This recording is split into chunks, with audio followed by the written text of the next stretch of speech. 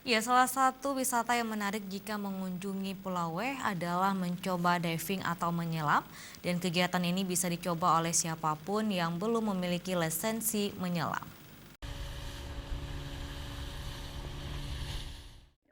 Sabang memiliki lebih dari belasan titik diving dengan ciri khas yang berbeda-beda, mulai dari tempat melihat hiu, sekumpulan barakuda dan manta, labirin bawah laut, hingga kapal karam peninggalan Perang Dunia Kedua, tempat tinggal berbagai biota laut, dan sekumpulan ikan-ikan langka yang terbaring di kedalaman 37 hingga 55 meter.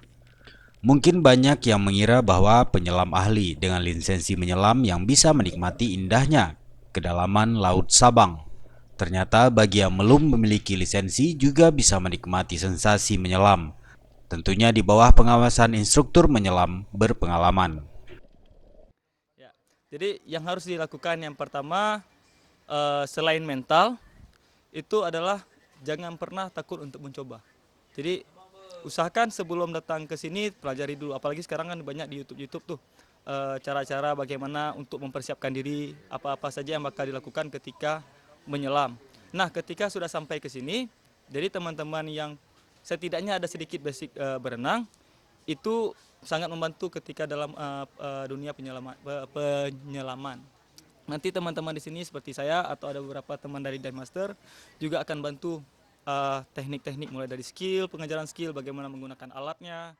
Tidak jauh dari Ibo, dengan berjalan selama kurang lebih 15 menit, kita akan menemukan banyak diving center yang tersebar di berbagai area di pulau ini. Diving center menyediakan berbagai paket, termasuk pengenalan diving bagi yang tidak berlisensi. Meski batas penyelaman maksimal hanya 12 meter, itu sudah cukup untuk bisa melihat biota-biota laut yang unik di perairan Sabang. Dari Sabang, tim liputan Aceh TV melaporkan.